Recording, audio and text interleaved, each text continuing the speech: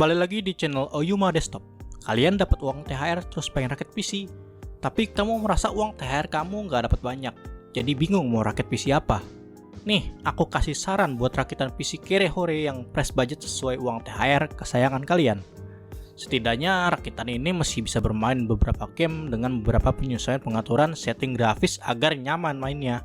Tidak lupa juga saya akan memberikan sebuah saran alternatif kalau kalian ingin buat editing juga selain main game.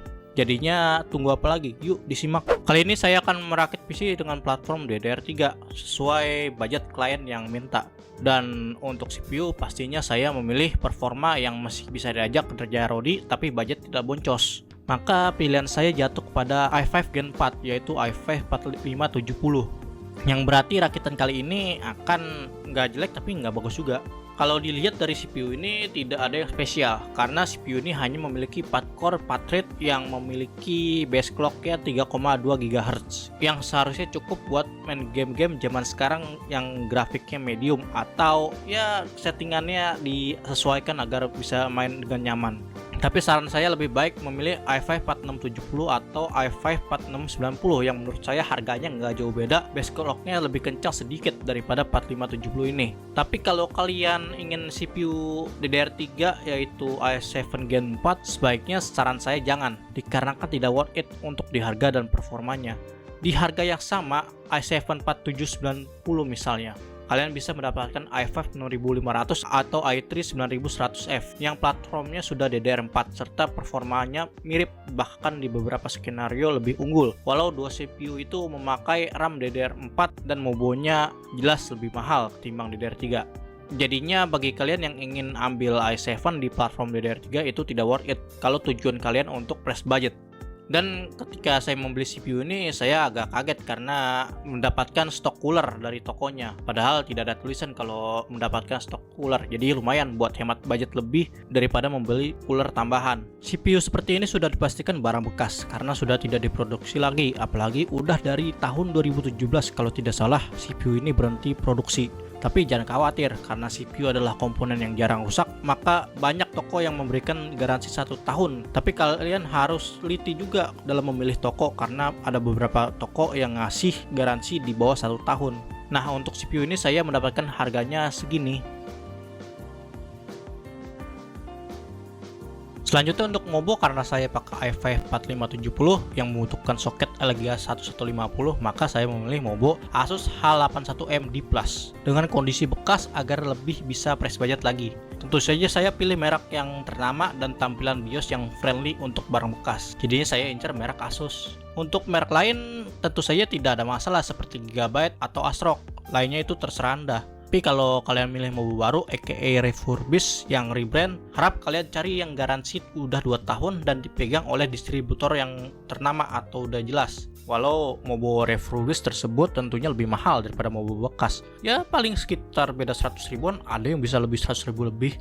Tapi mobil refurbish itu tersedia untuk slot M.2 NVMe. Jadi kalian bisa masang SSD NVMe atau SSD M.2 SATA di mobo tersebut. Walau bagi saya penempatan pin di mobo refurbish itu rada aneh. Contohnya penempatan pin USB 3 banyakan itu tempatan aneh banget. Ada yang di samping CPU di kirinya dekat I/O belakang, dan minimnya pin casing fan PWM di mobo refurbish. Jadinya pilihan ada di kalian untuk memilih mobo antara mobo bekas atau mobo baru. Nah, untuk Mobo ini saya dapat di harga segini. Sedangkan untuk RAM, karena memilih platform dari DDR3, sudah jelas saya memilih RAM DDR3. Karena hampir semua RAM garansi lifetime, jadinya saya ambil RAM bekas saja untuk price budget juga.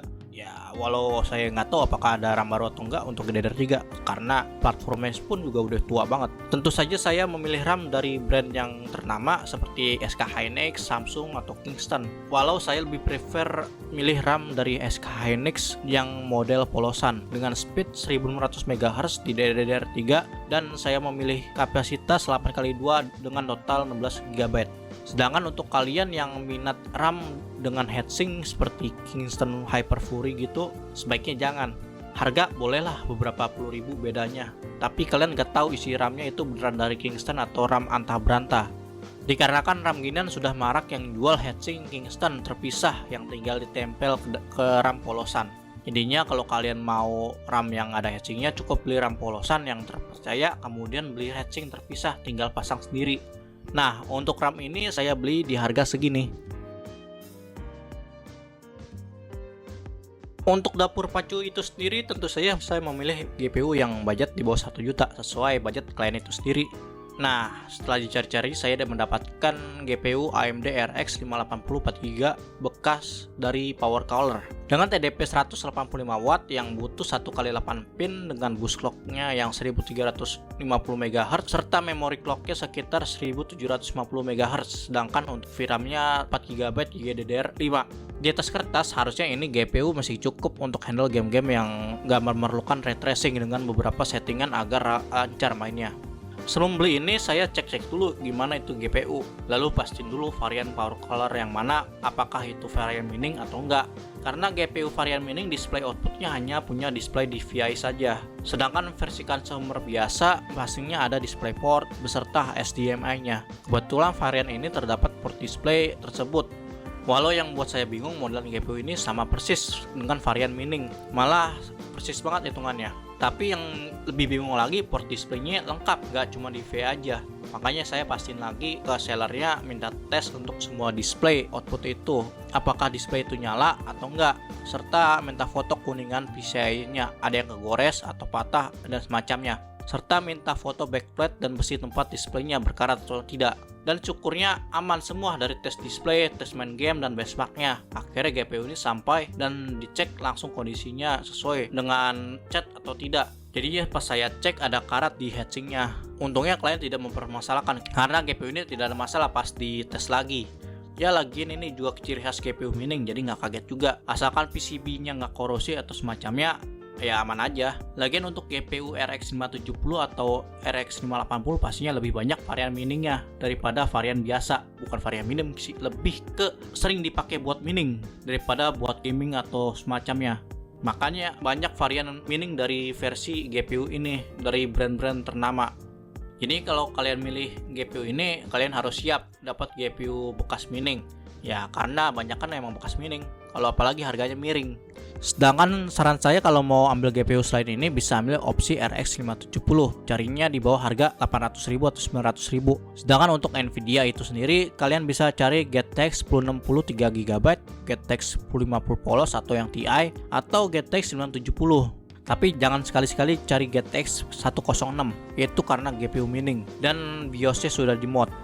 Kalian nyari GPU Nvidia diharapkan budgetnya di bawah 1 juta. Kalau di atas itu sudah tidak worth it. Misal kalian ingin hemat daya, cari GPU GTX 1050 yang tanpa power pin. Apalagi kalau kebutuhan kalian juga untuk editing, disarankan ambil opsi Nvidia. Apalagi kelemahan GPU AMD yaitu GPU lamanya support drive cepet gak disupport lagi, beda dengan merek Nvidia. Maka untuk GPU ini saya dapatkan di sekitar harga segini.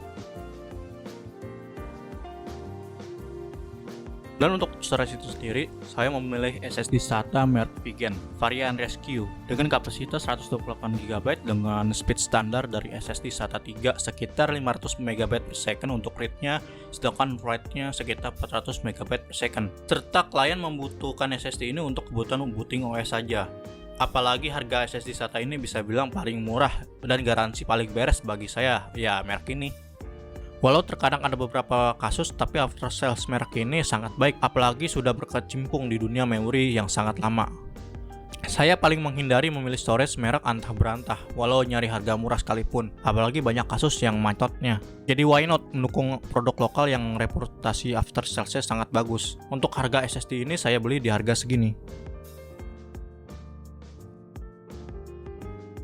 Karena storage SSD yang ada hanya 128GB, sedangkan game-game zaman sekarang size-nya udah nggak ngotak semua. Maka saya sarankan ke klien untuk membeli HDD bekas sementara sebagai storage tambahan. Sampai kedepannya nanti dia bisa beli storage tambahan dengan kapasitas besar dan yang proper. Apalagi klien request yang ukuran 2,5 inch agar nanti kedepannya kalau ada storage yang proper bisa dijadiin sebagai storage eksternal memakai HDD enclosure untuk HDD 2,5 inch ini. Karena budget mepet, nggak mungkin beli storage tambahan dengan kapasitas 500GB ke atas. Atas persetujuan yang request serta sudah jelasin risiko membeli HDD bekas yang gacha, maka saya memilih HDD bekas WD Black 500GB ukuran 2,5 inch. Saya pilih ini karena RPM HDD ini kencang, sekitar 7200 RPM dibanding varian standar seperti WD Blue yang hanya sekitar 5400 RPM, walau ada yang 7200 juga, itu pun sangat jarang. Walau harga HDD 2,5 inch agak overpriced, kalian bisa memilih versi 3,5 inch dengan versi WD Blue agar bisa lebih hemat budget. Untuk HDD ini saya mendapatkan harga segini. Kemudian PSU-nya saya percayakan kepada PSU Segotep BN550W 80 bronze yang lagi naik daun untuk sekarang ini. Di harga dan komponen yang nggak jelek, walau nggak terlalu bagus juga. Tapi di harganya PSU ini merupakan komponen yang sangat worth it, apalagi sudah full range dengan cover garansi sudah 6 tahun. Apalagi PSU ini memiliki aktif PVC design dengan proteksi SDP, OPP, UVP, OVP, dan SCP. Jadinya why not untuk memilih PSU ini, apalagi dapat harga promo. PSU ini memiliki satu konektor 24 pin MOBO, 2 konektor 4 pin CPU, 2 konektor 6+2 pin PCIe untuk VGA, serta 5 SATA konektor dan 2 Molex dengan desain kabel yang sudah flat warna hitam.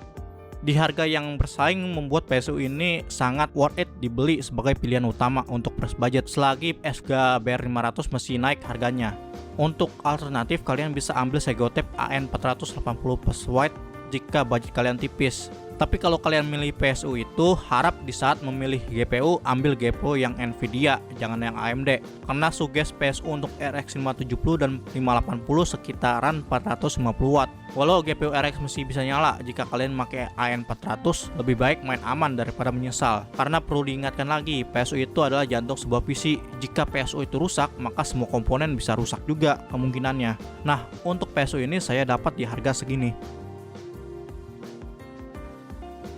Sedangkan untuk casingnya yaitu Cube Gaming iRX MATX. Ya, kenapa pilih casing ini yang harganya 500 ribuan? Karena klien mendapatkan casing ini secara gratis dari temannya, dengan minus side panel kacanya sudah pecah. Jadinya klien tidak perlu ngeluarin budget lebih atau budget sama sekali hitungannya untuk dapat casing ini. Apalagi casing ini sudah free 3 fan 12 cm RGB statis di depan. Jadinya cukup membeli satu fan 12 cm di belakang untuk buang anginnya. Tapi bagi saya casing ini sangat tidak worth it di harganya kalau kalian beli baru, karena sudah banyak casing yang udah full mesh dan airflow-nya yang lancar serta gratis fan udah ARGB pula. Jadinya sudah tidak worth it apalagi dibeli bekas yang biasanya di harga 250 ribuan. Kecuali ada yang jual di sekitar 100 ribu atau dapat gratis juga. Untuk press budget kalian bisa cari casing yang harga murah di bawah 150 ribu, atau kalian bisa beli casing bekas yang casing lama gitu yang di bawah 100 ribuan atau 80 ribuan kebanyakan. Kalau beli casing kayak gitu sesuaiin panjang GPU juga agar kalian bisa memasukkan GPU di dalam casing tersebut. Untuk casing Cube Gaming ini memiliki 2 buah USB Gen 3 di front casingnya. Itulah kenapa saya memilih MOBO Asus A81M di Plus, karena tersedia pin buat dicolok USB Gen 3. Tapi kalau kalian pakai casing bekas yang jadul atau casing yang di bawah 150K, biasanya hanya tersedia USB Gen 2. Jadinya kalian tidak perlu memikirkan pin USB Gen 3. Jadi ya kalian bebas memilih MOBO apa aja.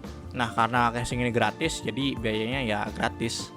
Untuk tambahan seperti saya sebutkan di atas, kalian sudah punya satu fan 12 cm RGB dari merek PC Cooler. Jadi tinggal pasang saja untuk angin keluar bagian belakang casingnya. Untuk opsi fan yang murmur, kalian bisa beli fan-fan ini. Saran saya beli fan yang hitam saja agar kalian tidak repot mikirin kabel Molex atau SATA dan bisa lebih press budget lagi. Tapi biasanya kalau kalian beli casing bekas yang jadul, itu casingnya hanya bisa dipasangkan fan ukuran 8 cm atau 9 cm saja. Jadi kalian harus cek dulu casing yang kalian pakai, baru pilih fan yang ingin kalian beli. Akhirnya setelah menyebutkan part-part PC yang ada, maka dilanjutkan bagian proses market PC.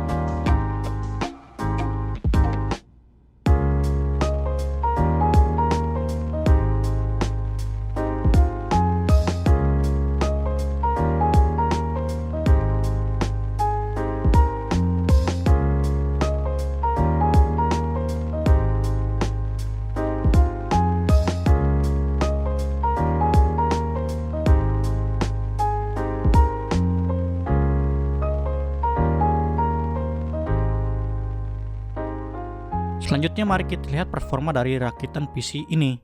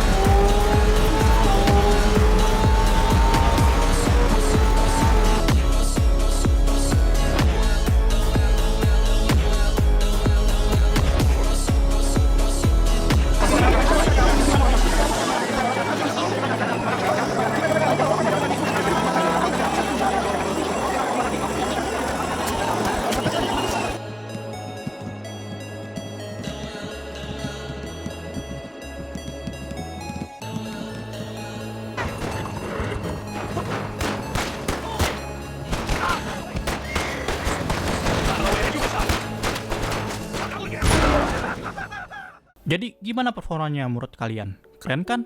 Hal yang sulit dari rakitan ini adalah mencari GPU-nya saja. Apalagi harga GPU sekarang lagi naik, jadinya susah untuk mencari GPU yang sesuai target budget kalian. Lebih lagi, bagi Anda yang ingin merakit DDR4 makin sulit karena RAM DDR4 dan SSD NVMe yang ikut naik juga. Untuk total rakitan ini saya dapatkan di sekitar segini. Nah, untuk opsi yang mirip rakitan ini palingan di harga segini. Sedangkan untuk yang mau ada part baru bisa di harga segini. Sedangkan untuk beberapa kalian yang ingin fresh budget banget ya dapatnya di segini. Dengan naiknya harga komponen terutama di GPU, kalian harus bijak dalam memilih komponen agar sesuai budget. Jadi gimana menurut kalian? Tulis pendapat kalian di kolom komentar. Oh iya, untuk kalian yang mau request rakitan PC atau konsultasi bisa kontak saya melalui WhatsApp atau join grup Discord yang saya telah buat. Untuk nomor dan linknya ada di deskripsi. Jadinya jangan lupa like, share, and subscribe supaya nggak ketinggalan rakitan PC yang menarik lainnya. Sampai jumpa di video selanjutnya.